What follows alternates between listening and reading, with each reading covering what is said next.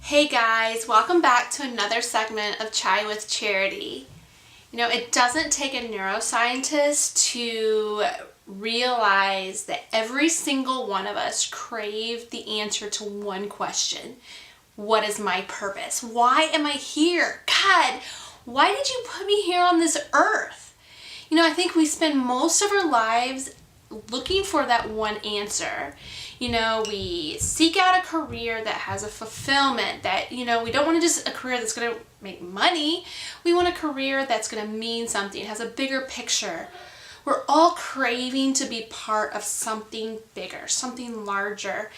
And if we're not careful, we spend our whole life just in this quest, this search for something bigger than ourselves. A reason why we were placed here on this earth. And for most of my life, I was just the same way. I didn't feel like I even had a purpose. I really didn't. You know, I got my college degree as a teacher. I taught for a few years and decided to stay home with my kids. And that's a great and noble gesture to like stay home, raise my kids. I really felt like that was what I needed to do. And Matt completely supported and agreed. But to be honest, I still felt like I was not really contributing much to this world. Like I felt like a glorified babysitter half the time, and I got caught up in that moment of just pointlessness, you know? And yeah, you think, yeah, one day my kids are gonna grow up, but then what? Like what? Why was I here? Just to raise kids? Like that's really not what I was looking for in my purpose in life. And so we're just all kind of in this rat race of searching for that answer. And over the last couple of years, just in my journey and focusing on that one question, I realized a lot of things. And one of the things that I realized about myself is I was constantly looking for the future, like this one destination. Like there was something always just over the horizon that was the answer. And I was missing out on so many things in my life. Like just this moment right now I was missing on because I was just looking off over the horizon, looking for something better. And it wasn't until I realized that there's not a destination. There's not a given stamp on each of our lives of this is why I put you here. Boom. And everybody's different. So I take that back. There is a stamp, a purpose on everybody's life. But it's not like this quest of finding it, like a pot of mysterious gold at the end of the rainbow. It's not one of those sort of things. Instead, I have discovered more and more as I really focus and hone in on love. So on my life journey, I've just kind of peeled away everything else. And if I don't have love, I'm nothing. And God is love. And so I just begin to just like just razor sharp focus on that one thing, love. And as I really began to like focus on that, I looked at it was coming from me everywhere. The more I get into blogging and the more I get into Christian writing and just talking to other Christians and stuff, it's still always that same thing. Live with purpose. What is my purpose? Be purposeful. Just kind of this buzzword lately. And so I began to look through that word and that concept through the lens of love. Everything I do now, I put on my glasses of love. Say, okay, now let me redefine this using the concept of like just the idea of love. Because if I don't have love, I am nothing. God is love. Everything needs to be filtered through love.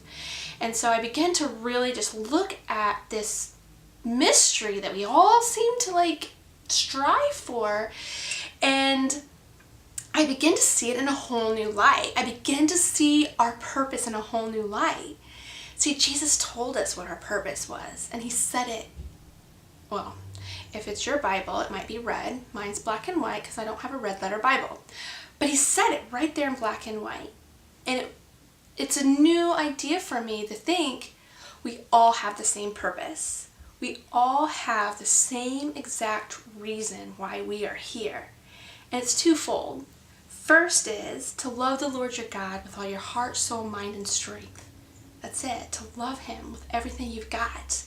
The second, to love your neighbor as yourself. That's your purpose. That's why we're here. The way you manifest that love is going to be different. It's going to be different for me, and it's going to be different for you. For instance, I love writing. I enjoy it. It ignites my life and my soul and my spirit. And I'm actually starting to enjoy videoing. It's starting to become fun for me for that too. That's how I'm manifesting my love. Because when I find delight, God finds delight. Because God is in me. He's with me and in me. And when I find my desires and those desires that make my heart skip another beat, guess what? Those are his desires too, because he's within me. And he says he'll give you the desires of your heart, meaning one, he could either be putting those desires, placing them as a seed in your heart, but then he'll also, that's if he wants to give you those desires, it's because like as a gift, like that's what you want, I want to give it to you because that's his own desires. He's fulfilling those through myself. So it kind of lifted this whole heavy, heaviness about it, as to like, what's the one, where is it? I gotta find this secret little locket in this big world as to what's the secret, and that's it. And I feel like even through our life, it takes on different manifestations. For instance, so many of us, for an example, suddenly I'm so passionate about fighting for marriage and personal freedom. Like those are the two things. And then even the concept of just God is a God of love.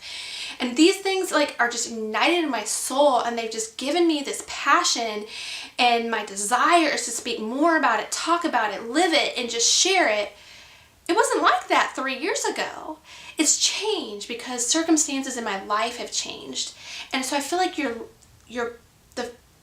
the way you manifest this love for God and this love for others changes as your life and your journey changes. Just think about someone who loses a loved one, a spouse, to cancer or to some terminal illness.